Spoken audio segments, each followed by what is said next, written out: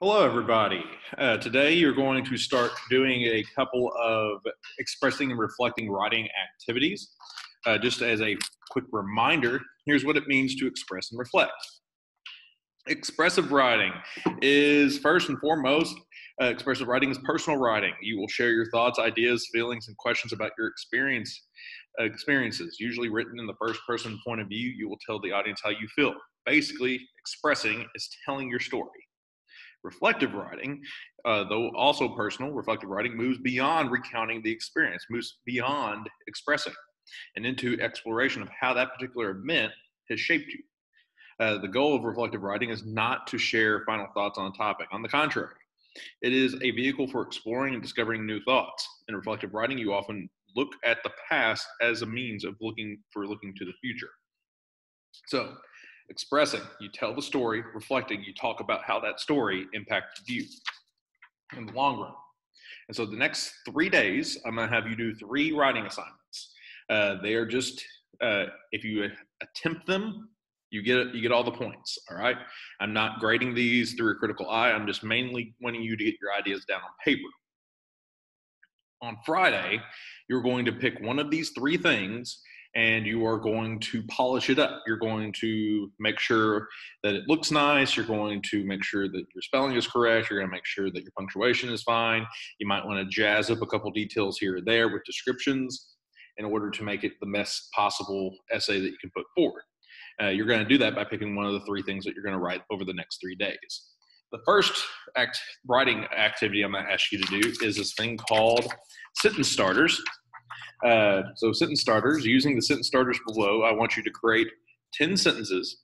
You don't have to use every sentence starter. You can skip one if you don't like it, and you could also use multiple ones. So if you like one, and you're going to have to use multiple ones because there's only 6 starters, and I'm asking for you to create 10 sentences. And so the sentences are: I appreciate blank because of blank. I really wish I hadn't blanked. I remember trying to learn blank. Once I almost blanked. The best thing I ever did was blank. And one lesson I learned the hard way was blank. So I filled out a couple of these myself. I appreciate Journey because I saw them live. I appreciate Alabama football because of my father. I appreciate doing the radio for football because I get to spend time with my best friend. And then I appreciate Illinois because of my wife. I really wish I hadn't wrecked as often as I did in high school. I really wish I hadn't talked to my neighbor in July. I really wish I hadn't forgot to pack my lunch. Then I remember trying to learn. I remember trying to learn how to spray, how to teach you this unit, and how to edit a video. Once I almost played on a national championship rugby team. The best thing I ever did was marry my wife. The best thing I ever did was transfer to SEMO, from Arkansas State to SEMO. And then the best thing I ever did was wreck a forklift because I was working a job because I didn't have a teaching job.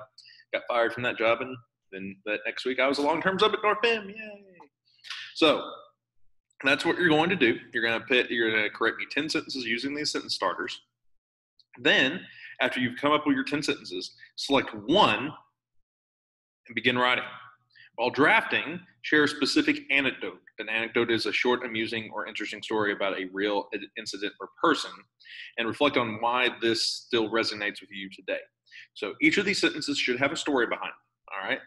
And so what I want you to do simply is just tell me the story that is behind the sentence, go into detail about the story behind the sentence, and then explain why this story still is with you today, still resonates with you today. I'm mainly taking a participation grade on this, so don't worry if everything looks super pretty or not. In fact, you can even you can handwrite it out and take a picture of it if you want and submit it for the assignment. Here's what I'm going to ask you to do, though, since I'm not here in class to watch you be able to do it so I can see how much effort you put into it. I'm going to recommend you do this thing called free writing. And free writing is pretty simple.